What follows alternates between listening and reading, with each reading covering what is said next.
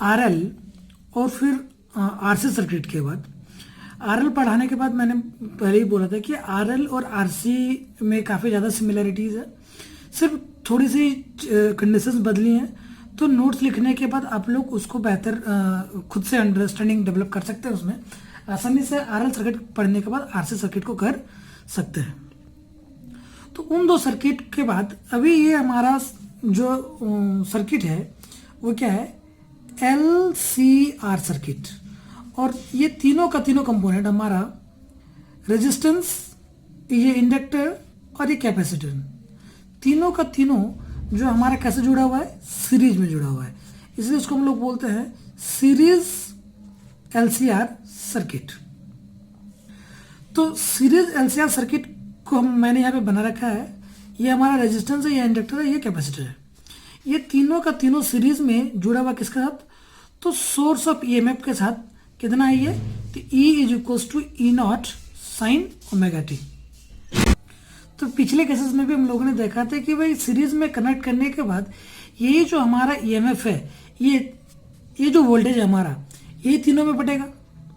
किसमें किसमें, तो VR, VL और VC, इन ये तीनों इसके इक्विवेलेंट होगा, मतलब कि यही EMF जो ये इन तीनों में बटा है।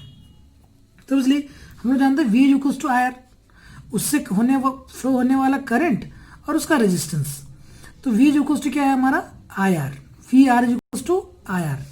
VL मतलब voltage across the inductance is equals to IXL, मतलब कि ये इंडक्टिव कैपेसिटेंस, ये रिएक्टेंस इनटू करंट, और V से जो क्या है IXC। चलिए यहाँ पे करंट और वोल्टेज के ये जब हम लोग फेजर को ड्रा करेंगे तो हम लोगों को पता है कि आर सर्किट में क्या होता था कि करंट और वोल्टेज ये दोनों सेम फेज में रहता था, जबकि L सर्किट में वोल्टेज जो है वो लीड करता था करंट को, कितने फेज से, π/2 फेज से। और जबकि C सर्किट में करंट जो है वोल्टेज को लीड करता है कितने फेज से, तो π/2 फेज डिफरेंस से। तो इन तीनों कंडीशंस को हम लोग एक फेजर डायग्राम में, एक प्लेटफॉर्म में उतारना चाहेंगे तो हम लोगों को क्या मिलेगा, हम लोगों को कुछ इस तरह का फेजर डायग्राम मिलेगा। ये देखिए मैंने नीचे इसका फेजर डायग्राम बना रखा है। तो ये जो है हमारा EMF, ये तीन पार्ट में डिस्ट्रीब्यूट हुआ है, किसमें किसमें, VR में, VL में और VC में। इस तरह से डिस्ट्रीब्यूट हुआ है कि इन तीनों का जो रिजल्टेंट है किसके बराबर है, इस EMF E के बराबर है। तो इसमें दो कंडीशन हो सकता है। चलिए हम लोग जानते थे कि भाई कि ये जो करंट का डायरेक्शन है वो ये VR का डायरेक्शन के अलग होता है, ये हम लोगों ने ऊपर में भी बनाया है, VR का डायरेक्शन और करंट का डायरेक्शन सेम होता है। लेकिन यदि हम लोग यहाँ पे देखें तो ये VL करंट को लीड कर रहा है π/2 फेज डिफरेंस से, जबकि VC को लीड कर रहा है करंट। दैट मीन्स VL और VC के बीच बनने वाला जो एंगल है वो 180 डिग्री है, मतलब दोनों एक दूसरे के जस्ट अपोजिट है। तो फेजर डायग्राम में भी हम लोगों को ऐसे ही बनाना था कि VL और VC दोनों एक दूसरे के जस्ट अपोजिट। तो एक्चुअली इसमें दो केसेस हो सकता है। एक तो VL और VC दो एक दूसरे के अपोजिट वेक्टर है, तो ऐसा भी हो सकता था कि VL ग्रेटर है VC से, ये तो हम लोगों ने यहाँ पे बना रखा है उस कंडीशन को। ऐसा भी हो सकता था कि VC ग्रेटर होगा VL से, ये इसका दूसरा सिचुएशन है जिसमें VC ग्रेटर होता है किससे, VL से। लेकिन यहाँ पे हम लोगों ने जो फेजर डायग्राम बना रखा है उसमें देखिए हम लोगों ने क्या बनाया है, VL को ग्रेटर बनाया है किसके कंपैरिजन में, तो VC के कंपैरिजन में। ये है हमारा VL। तो मुझे यदि ये VL वेक्टर इसको रिप्रेजेंट कर रहा है, VC इस वेक्टर को ये रिप्रेजेंट कर रहा है, तो मुझे इन दोनों का रिजल्टेंट होगा। और चूंकि हम लोग बोल रहे हैं कि VL ग्रेटर है किससे, VC से, तो इन दोनों का जो रिजल्टेंट होगा, VL माइनस VC का जो रिजल्टेंट होगा वो इधर क्यों होगा। और ऑब्वियसली ये इसको क्या कर देगा, ये VC अपोजिट डायरेक्शन होने की वजह से इस VL को कुछ हद तक क्या करेगा, रिड्यूस कर देगा। और ये जो बचा हमारा VL से VC को माइनस करने के बाद ये जो पार्ट बचा, इसको हम लोगों ने क्या नाम दिया, VL माइनस VC। और फेजर डायग्राम को इस तरह से बनाया है कि ये VL माइनस VC और हमारा ये VR, इन दोनों का रिजल्टेंट किसके बराबर है, तो EMF E के बराबर है। इन दोनों का कंबाइंड इफेक्ट किसके बराबर है, EMF E के बराबर है। E किस किस का रिजल्टेंट है, तो VL माइनस VC और VR का। ठीक है। चलिए यदि इसके मैग्नीट्यूड की बात करें तो पहले भी हम लोगों ने किया है कि इसका मैग्नीट्यूड कितना होगा वी आर का, तो इसका मैग्नीट्यूड हो गया क्या हमारा V not R equals to I not R. इसका क्या हो जाएगा V not L is equals to I not XL I not XC. ये इसका डिफरेंस, ये इसका रिजल्टेंट। तो रिजल्टेंट के लिए हम लोगों को दूसरा फॉर्मूला भी पता है, ये देखिए इसका जो एम्पलीट्यूड है वी आर का किसके बराबर होता है V not R. V not R को क्या लिख सकते हैं हम लोग I not R. Amplitude of V L क्या है वी नॉट एल के बराबर, जिसको हम लोग क्या लिख सकते हैं आई नॉट एक्सएल। उसी तरह से एम्पलीट्यूड ऑफ वी सी को क्या लिख सकते हैं हम लोग वी नॉट सी, जो किसके बराबर होता है तो आई नॉट एक्स सी के बराबर। और जब से फेजर डायग्राम में हम लोगों को पता है कि ये जो है हमारा वी एल वी सी एक दूसरे के अपोजिट है, तो और ये इसके रिजल्टेंट को बता रहा है, ये इसके रिजल्टेंट को बता रहा है। तो ये जो ई है ये रिजल्टेंट है किसका किसका वी एल माइनस वी सी का और वी आर का। वही हम लोगों ने लिखा पैरेललोग्राम लॉ के अकॉर्डिंग ये जो ई है रिजल्टेंट है किसका किसका वी आर का और वी एल माइनस वी सी का यहाँ पे। लेकिन दूसरे से केस को जब हम लोग डिस्कस करते हैं तो वहाँ पे V C minus V L होता, ठीक है। ये हमारा है क्या, तो ऑब्वियसली हम लोग जानते हैं कि जो रिजल्टेंट है उसका मैग्नीट्यूड किसके बराबर होता है, तो इसको square root of first vector का स्क्वायर सेकंड वेक्टर का square into 2 into first vector second vector और उसके बीच बनने वाले एंगल का कॉस। ये फॉर्मूला काफ़ी पहले से हम लोग 11 से यूज़ करते आ रहे हैं। तो यहाँ पे ई नॉट इज इक्वल टू क्या लिखे वी नॉट आर का स्क्वायर प्लस वी नॉट ये दूसरा वेक्टर है 2 into first vector second vector और दोनों के बीच बनने वाला एंगल कितना है। चलिए यहाँ पे देख सकते हैं तो वी आर और इन दोनों का जो ये resultant V L minus V C इसके बीच बनने वाला एंगल कितना है तो 90 डिग्री का एंगल बन रहा है। ये 90 डिग्री का एंगल बन रहा है। तो इसलिए यहाँ पे क्या लिखा cos 90 चूंकि cos 90 का वैल्यू 0 होता है इसलिए ये इस पूरे कंपोनेंट को ये क्या कर देता है 0 कर देता है। अभी यदि हम लोग दोनों और स्क्वायर करते हैं तो हम लोगों को क्या मिलेगा ये ई नॉट का स्क्वायर यहाँ क्या होता है स्क्वायर रूट हट जाता है, तो ये कंपोनेंट 0 हो गया है। तो वी नॉट आर का स्क्वायर माइनस यहाँ पे इन वैल्यूज़ को एम्पलीट्यूड के इन वैल्यूज़ को I not R I not XL I naught XT के वैल्यू को यहाँ पे पुट किया है। और यहाँ से हम लोगों ने क्या किया है बड़ा सिंपल सा कैलकुलेशन है, आप लोग इसको खुद से भी समझ सकते हैं। इन वैल्यूज़ को यहाँ से क्या किया हम लोग आई नॉट को क्या किया कॉमन किए। तो ई नॉट का स्क्वायर जो क्या हो गया आई नॉट का स्क्वायर यहाँ से R square plus XL minus XC का स्क्वायर। यहाँ से हम लोग आई नोट को निकालें तो इसलिए पूरे वाला पार्ट को इधर क्यों ले जाएंगे तो डिवाइड हो जाएगा और स्क्वायर रूट का अंदर होगा तो यहाँ से 2 में से 1 निकलेगा, लेकिन ये स्क्वायर रूट के अंदर ही रह जाएगा। इसलिए हम लोग आई नोट को सॉल्व करके लिखेंगे तो क्या लिखेंगे E naught by under root R square plus XL minus XC का स्क्वायर। जहाँ पे इस एक्सएल माइनस एक्ससी की जगह पे एक टर्म लिखते हैं क्या हम लोग जेड, ठीक है। जहाँ पे जेड को क्या बोलते हैं हम लोग इम्पिडेंस, ठीक है। यहाँ पे एक्सएल की जगह पे हम लोग उसका ओमेगा एल वाला वैल्यू भी पुट कर सकते हैं या एक्सी की जगह पे 1/ओमेगा-c वाला वैल्यू भी पुट कर सकते हैं। तो इस जेड को क्या बोलते हैं इम्पिडेंस। इम्पिडेंस क्या होता है तो इस सीरीज एलसीआर सर्किट में करंट के फ्लो को रेसिस्ट करने वाला फैक्टर, मतलब यूँ बोलो तो एलसीआर सर्किट का रेजिस्टेंस करंट को अपोज करने वाला फैक्टर कोई क्या बोलते हैं हम लोग इम्पिडेंस बोलते हैं। जो किसके बराबर होता है तो under root R square plus XL minus XC का स्क्वायर, ठीक है। तो जरा अब इंस्टेंटेनियस करंट का जो इंस्टेंटेनियस वैल्यू है उसके लिए क्या एक्सप्रेशन लिखेंगे हम लोग, तो हम लोग जानते हैं I equals to I naught sine omega T और जो भी है फेज डिफरेंस को भी इंट्रोड्यूस करते हैं। जरा यहाँ से फिगर से देखें, ये तो हमारा चूंकि इसका एक्सप्रेशन हम लोगों ने यहीं पे लिखा था E equals to E not sine omega t, इसका फेज कितना है ओमेगा टी, तो ये हमारा ओमेगा टी है।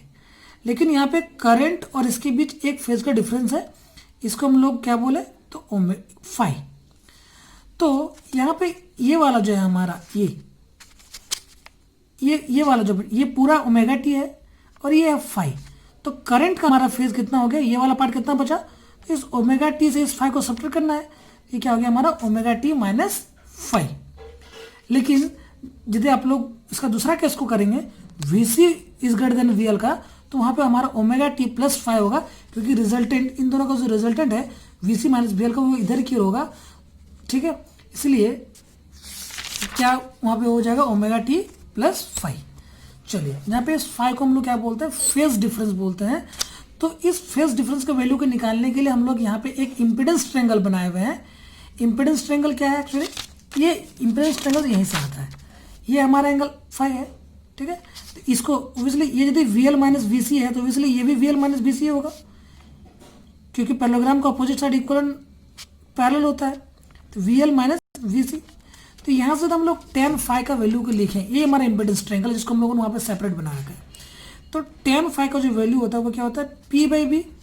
तो इस एंगल फाई के लिए ये p का वैल्यू है, that means V L minus V C by R के वैल्यू की जगह पे क्या लिखेंगे, वी आर। तो इसको जगह पे क्या लिखेंगे हम लोग, I naught X L minus I naught X C by I not R. तो आई नॉट को कॉमन करेंगे और इस आई नॉट से कैंसिल करेंगे तो हम लोगों को क्या मिल जाएगा, X L minus X C by R. ये किसका वैल्यू है, tan फाई का। लेकिन हम लोग फाई का वैल्यू को निकालेंगे तो फाई जो कोस्ट क्या हो जाएगा, tan उधर क्यों चला जाएगा और क्या हो जाएगा, ये tan inverse X L minus X C is divided by R. ये हमारा फाई का वैल्यू है। ये हम लोगों ने, या तो इसके लिए हम लोग इसके लिए हम लोग नॉर्मली ये फॉर्मूला भी लिख सकते हैं, cos फाइव क्या होता है, B by H R by Z, five equals to cos inverse R by Z भी हो सकता है। तो ये था हमारा कुछ अहम चीज़ें, ये फेज डिफरेंस को बता रहे, ये एक इंपॉर्टेंट पार्ट है हमारा। एक instantaneous value of the current, ये हमारा एक इंपॉर्टेंट पार्ट है। आई इक्वल्स टू आई नॉट होने में माइनस, इस पर ध्यान देना है। ये इंपीडेंस के वैल्यू पे ध्यान देना है, ये क्या होता है, ये होता है R square plus XL minus XC का स्क्वायर। ये दूसरा एक्सप्रेशन है। चलिए, और दूसरा बात, ये हमारा फेजर डायग्राम जो कि सबसे इंपॉर्टेंट है, क्योंकि यही जो है आगे के टॉपिक्स को लीड करता है। अभी जो सीरीज एलसीआर सर्किट में जो सबसे इंपॉर्टेंट जगह है वो है हमारा resonance condition in series LCR circuit. तो रेजोनेंस कंडीशन बोलते किसको है हम लोग, रेजोनेंस कंडीशन का मतलब होता है कंडीशन ऑफ मैक्सिमम करंट, ठीक है, कंडीशन ऑफ मैक्सिमम करंट, कि कब मैक्सिमम करंट फ्लो हो रहा है। तो ऑब्वियसली हम लोग जानते हैं कि V इज इक्वल्स टू क्या होता है, आई आर। तो I is equals to V by R. तो मैक्सिमम करंट तभी फ्लो होगा जब रेजिस्टेंस क्या होगा, लिस्ट होगा, कम से कम होगा। और सीरीज एलसीआर सर्किट में जो रेजिस्टेंस होता है जिसको कि हम लोग इम्पीडेंस बोलते हैं, उसका वैल्यू किसके बराबर होता है, उसका वैल्यू होता है इसके बराबर, आर नॉट का स्क्वायर प्लस 1/1 ये omega L minus omega C. यहाँ पे इस वैल्यू को हम लोगों ने वहाँ पे कॉपी किया है, इसके बराबर होता है। ये वैल्यू जब लिस्ट होगा, ये वैल्यू जब लिस्ट होगा तो आई नॉट का वैल्यू मतलब एम्पलीट्यूड का वैल्यू मैक्सिमम होगा, करंट का वैल्यू क्या होगा, मैक्सिमम होगा। तो इसके लिस्ट होने के लिए क्या जरूरी है, तो भाई इसको लिस्ट करने का एक ही उपाय है कि ये टर्म ही खत्म हो जाए, क्योंकि ये टर्म जितना कम होगा ऑब्वियसली ओवरऑल टर्म उतना कम होगा। ई नॉट को उतने कम वैल्यू से हम लोग डिवाइड करेंगे, आई नॉट का वैल्यू उतना ज़्यादा होगा। तो इस आई नॉट के मैक्सिमम होने के लिए कंडीशन है कि ये omega L minus omega C क्या होना चाहिए, जीरो के बराबर होना चाहिए। क्योंकि जब ये जीरो होगा तो ये पूरा पार्ट जीरो हो जाएगा और ये सिर्फ क्या बन जाएगा, प्योरली रेजिस्टिव सर्किट, क्योंकि ये आर स्क्वायर से एक आर निकल जाएगा तो ई नॉट बाई आर, तो ये प्योरली रेजिस्टिव सर्किट बन जाएगा। वैसे में क्या होता है कि रेजिस्टेंस सबसे कम होगा। तो omega L minus omega C यदि जीरो होगा तो क्या बोलेंगे कि ये रेजिस्टेंस इसका इम्पीडेंस मिनिमम होगा और मैक्सिमम करंट फ्लो होगा। तो इस सिचुएशन को हम लोग आगे की ओर यदि प्रोसीड करते हैं तो यदि omega L minus omega C zero के बराबर होगा तो इसलिए इसको इधर को लेकर चलेंगे, तो ओमेगा एल किसके बराबर होना चाहिए, 1/ओमेगा सी के बराबर। चलिए, मैं ओमेगा को किधर क्यों ले जा रहा हूँ, एल को इधर क्यों ले आ रहा हूँ, तो ओमेगा स्क्वायर इक्वल टू क्या हो जाएगा, 1/LC। जबकि ओमेगा की जगह हम लोग जानते हैं कि ओमेगा क्या होता है। तो चलिए, इसको ओमेगा स्क्वायर को हटाएंगे तो ये अंडर रूट के अंदर चला जाएगा, 1 अंडर रूट के अंदर है या बाहर है कोई फर्क नहीं पड़ता है। और ओमेगा की जगह पे हम लोग क्या लिखेंगे यहाँ पे, वैसे ओमेगा का होता है 2 पाई इंटू फ्रीक्वेंसी। तो यहाँ पे फ्रीक्वेंसी को हम लोगों ने एक स्पेशल नोटेशन से दिखाया है FR, जिसको कि बोलते हैं रेजोनेटिंग फ्रीक्वेंसी, FR, ठीक है। क्योंकि इसी कंडीशन पे क्या हो रहा है, हमारा रेजोनेंस हो रहा है, मैक्सिमम कंडीशन हम लोग ऑब्टेन कर रहे हैं सीरीज एलसीआर सर्किट में। तो इसको इसलिए क्या बोलते हैं, रेजोनेंस कंडीशन, इसी फ्रीक्वेंसी के वैल्यू पे। तो ये FR, ठीक है, FR। तो FR का वैल्यू क्या आ गया हमारा, 1/2 पाई अंडर रूट LC। इस फ्रीक्वेंसी को क्या बोलते हैं हम लोग, रेजोनेटिंग फ्रीक्वेंसी, रेजोनेटिंग फ्रीक्वेंसी। तो ये रेजोनेटिंग फ्रीक्वेंसी से रिलेटेड क्वेश्चन पूछा जाता है। सबसे पहले तो ये क्वेश्चन पूछा जाता है कि रेजोनेंस कंडीशन होता क्या है, कब ऑब्टेन हो सकता है, और रेजोनेंस कंडीशन में उससे रिलेटेड, उससे कंसर्न जो रेजोनेटिंग फ्रीक्वेंसी होता है उसके वैल्यू को कैलकुलेट करने भी आता है। ये बहुत ही इंपॉर्टेंट पार्ट है। इसके बाद हमारा एक पार्ट बचा हुआ है पावर इन एसी सर्किट, उसको हम लोग अगले वीडियो के अंदर डिस्कस करेंगे। Thank you.